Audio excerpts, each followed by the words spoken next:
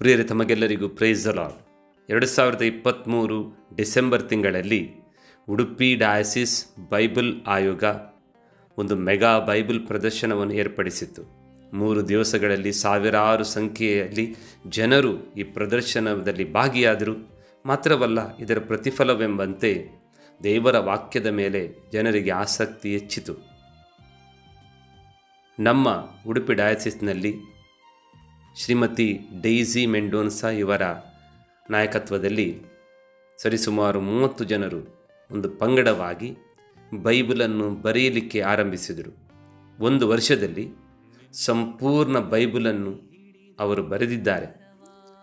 2024 ಡಿಸೆಂಬರಲ್ಲಿ ನಾವು ಆಯೋಜಿಸಿದ ಬೈಬಲ್ ಸಮಾವೇಶದಲ್ಲಿ ಈ ಕೈಯಲ್ಲಿ ಬರೆದಂಥ ಬೈಬಲನ್ನು ನಾವು ಪ್ರದರ್ಶನಕ್ಕೆ ಇಟ್ಟಿದ್ದೆವು.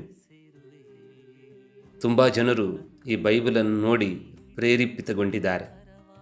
ಈ ಬೈಬಲ್ 1.5 ಫೀಟ್ ಉದ್ದವಿದ್ದು 1 ಫೀಟ್ನಷ್ಟು ಎತ್ತರವಿದೆ. ಸರಿಸುಮಾರು 2000ದಿಂದ 2500 ಪುಟಗಳ ಈ ಕೈ ಲಿಖಿತ ಬೈಬಲ್ ನೋಡುವುದೇ ಒಂದು ಅದ್ಭುತ. ಇದು ಸರಿಸುಮಾರು 7ರಿಂದ 8 ಕಿಲೋ ತೂಕವಿದೆ. ಇಂಥ ಒಂದು ಶ್ರೇಷ್ಠ ಕೊಡುಗೆಯನ್ನು ನಮ್ಮ ಧರ್ಮಕ್ಷೇತ್ರಕ್ಕೆ ನೀಡಿದಂಥ ಎಲ್ಲ ಬೈಬಲ್ ಬರೆದಂಥ ಸಹೋದರ ಸಹೋದರರಿಗೆ ನಾನು ವಂದಿಸ್ತೇನೆ.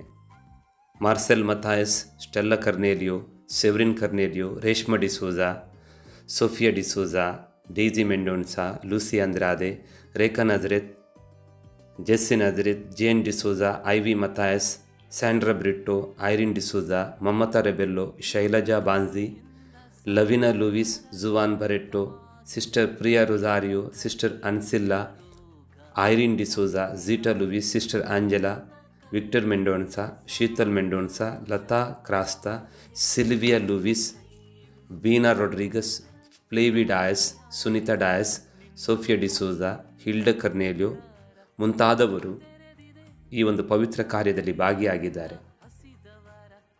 ಅವರಿಗೆ ನಾನು ತುಂಬು ಹೃದಯದಿಂದ ವಂದಿಸ್ತೇನೆ. ಪ್ರಿಯರೇ, ಈ ಒಂದು ಪುಸ್ತಕವನ್ನು ನೋಡುವಾಗ ನಮಗೂ ಕೂಡ ನಾವು ಇಚ್ಛಿಸುವ ನಮ್ಮ ಹೃದಯಕ್ಕೆ ಹತ್ತಿರವಾದಂಥ ದೇವರ ವಾಕ್ಯವನ್ನು ಬರೆಯುವುದು 2 ಸಲ ಓದಿದಷ್ಟು ಪರಿಣಾಮಕಾರಿಯಾಗಿದೆ. ಆದ್ದರಿಂದ